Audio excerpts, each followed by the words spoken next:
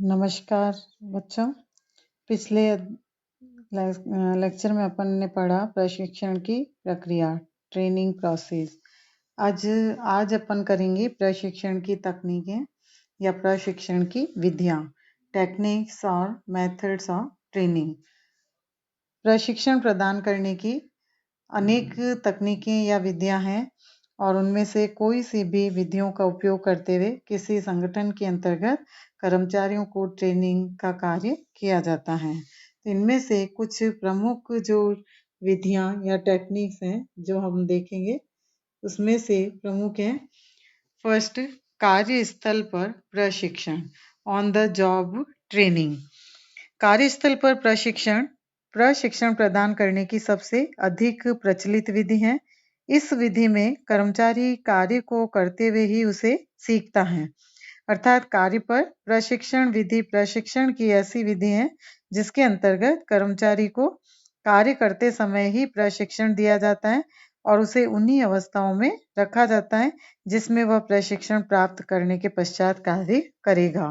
प्रशिक्षण उस समय तक चलता रहता है जब तक कि प्रशिक्षार्थी कार्य को सही ढंग से नहीं सीख जाता है। तो कार्य पर प्रशिक्षण पर्यवेक्षकों द्वारा या कुशल एवं अनुभवी कर्मचारियों द्वारा या विशिष्ट रूप से प्रशिक्षित ट्रेनर्स यानी प्रशिक्षकों के द्वारा प्रदान किया जाता है।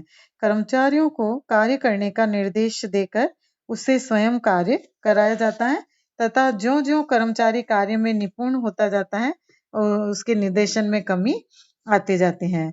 तो कर्मचारी जब संतोषप्रद ढंग से कार्य करने लगता है तो प्रशिक्षात्मक निर्देशन समाप्त हो जाता है। दूसरी विधि है विद्यालय प्रशिक्षण, ट्रेनिंग इन स्कूल्स।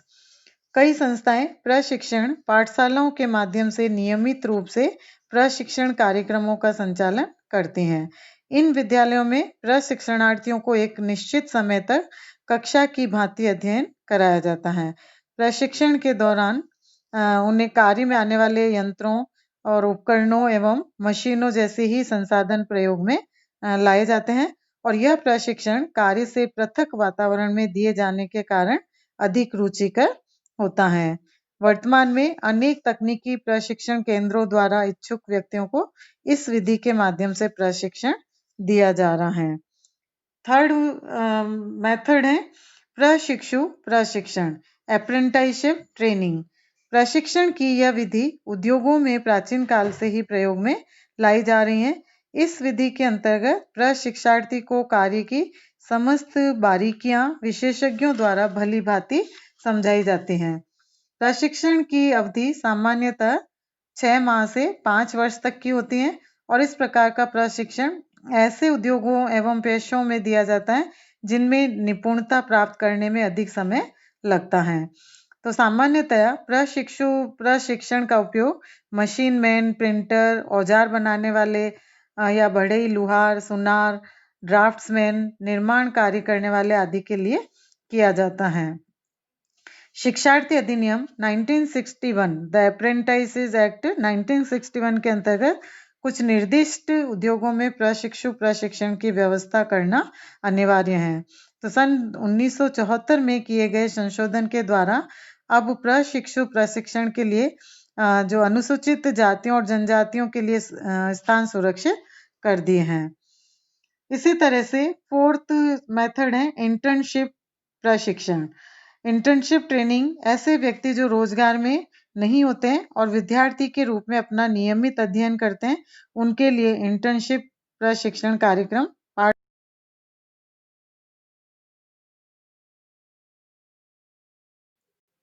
दोनों के द्वारा संयुक्त रूप से आयोजित किए जाते हैं। इस विधि के अंतर्गत विद्यार्थी को प्रशिक्षण पाठ्यक्रम पूरा करने हेतु एक निश्चित समय तक, जो सामान्यतः 3 से 12 माह तक का हो सकता है, तो अपने पाठशालाओं में नियमित अध्ययन करना होता है और उसके बाद एक निश्चित समय तक कारखाना या कार्यालय में कार्य करना होता है। तो जब तक प्रशिक्षण पाठ्यक्रम पूरा नहीं हो जाता, ये क्रम चलता रहता है। अर्थात नियमित कक्षाओं के माध्यम से अध्ययन और किसी फैक्ट्री या कार्यालय में कार्य करना।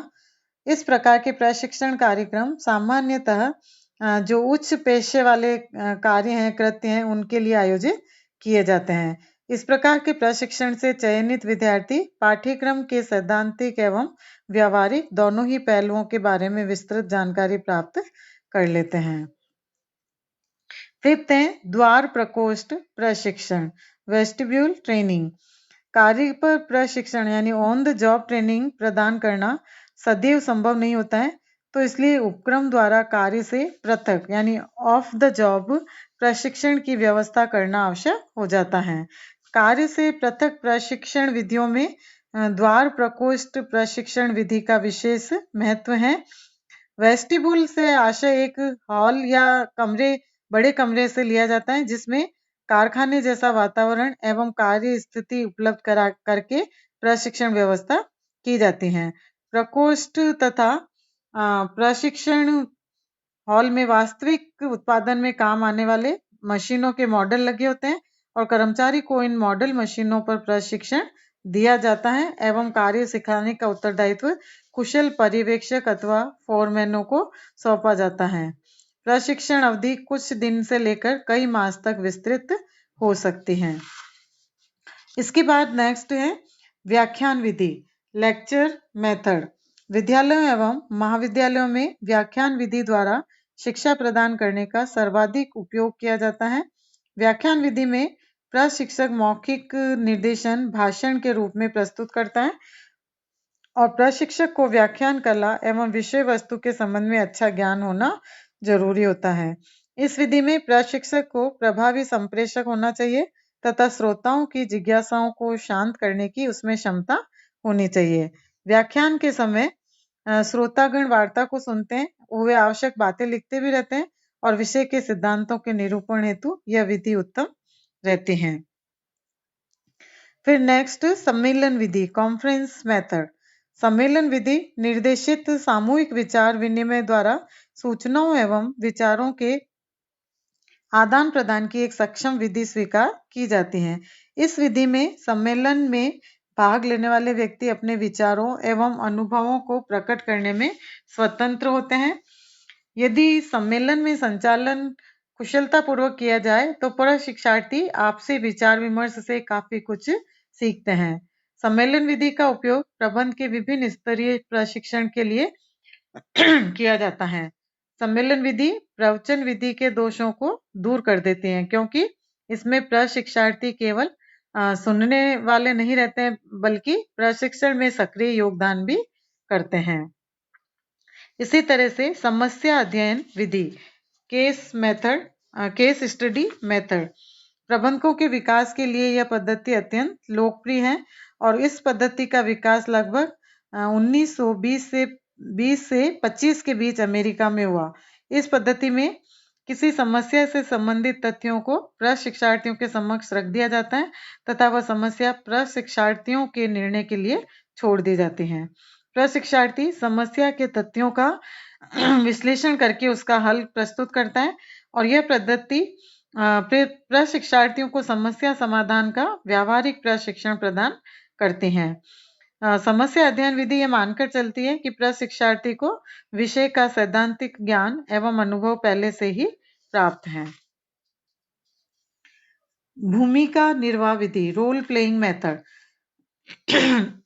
भूमिका निर्वाह विधि प्रशिक्षण की एक मॉडर्न यानी आधुनिक विधि है और इसका प्रयोग विशेषकर सेवी वर्गीय प्रबंध क्षेत्र में किया गया है। इस विधि के अंतर्गत प्रशिक्षार्थी को अपने पद की भूमिका का निर्वाह केवल अभिनय मात्र से करना होता है, किंतु इसके द्वारा प्रशिक्षार्थी कार्य से भलीभांति परिचित हो जाता है। उदाहरण के लिए जैसे दो प्रशिक्षार्थियों में से एक को अधिकारी की भूमिका तथा दूसरे को कर्मचारी की भूमिका देकर उनके बीच किसी शिकायत पर बातचीत करने एवं किसी निष्कर्ष पर पहुंचने को कहा जा सकता है।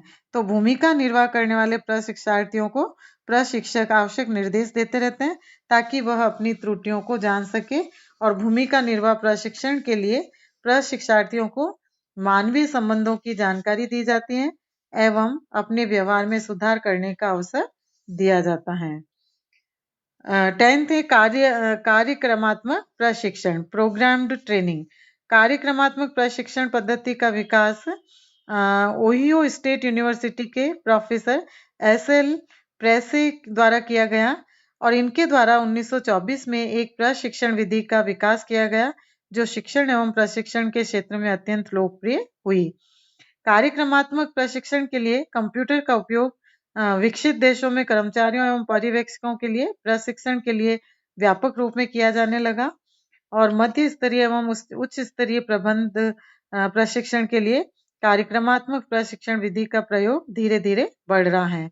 और आज हम देखते हैं इस प्रकार के प्रशिक्षण में शिक्षण यंत्र, कार्यक्रमात्मक पुस्तकें, चलचित्र का उपयोग किया जाता है और इस प्रशिक्षक परंपरागत प्रशिक्षण से भिन्न एक ऐसी तकनीक है जिसमें प्रशिक्षण सामग्री का संयोजन इस प्रकार किया जाता है कि प्रशिक्षार्थी बिना प्रशिक्षक के निर्देश के उसकी सहायता से प्रशिक्षण प्राप्त कर सकता है। इस पद्धति में संपूर्ण सूचना को चरणों या इकाइयों में विभक्त किया जाता है जिन्हें फ्रेम कहा जा सकता है। और लास्ट मेथड है प्रदर्शन विधि, डेमोन्स्ट्रेशन मेथड। व्याख्यान विधि के विपरीत प्रदर्शन विधि में प्रशिक्षक व्याख्यान करने के स्थान पर कार्य को करके प्रदर्शित करता है। कार्य की संपूर्ण विधि प्रशिक्षक एवं स्वयं करके दिखाता है। प्रदर्शन विधि कार्य पर प्रशिक्षण का महत्वपूर्ण अंग है। इस विधि का एकल उपयोग सामान्यतः नहीं होता।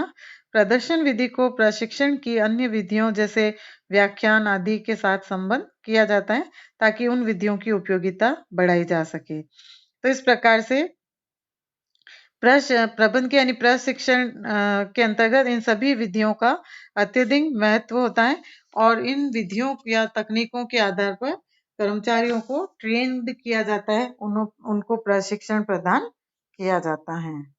Thank you.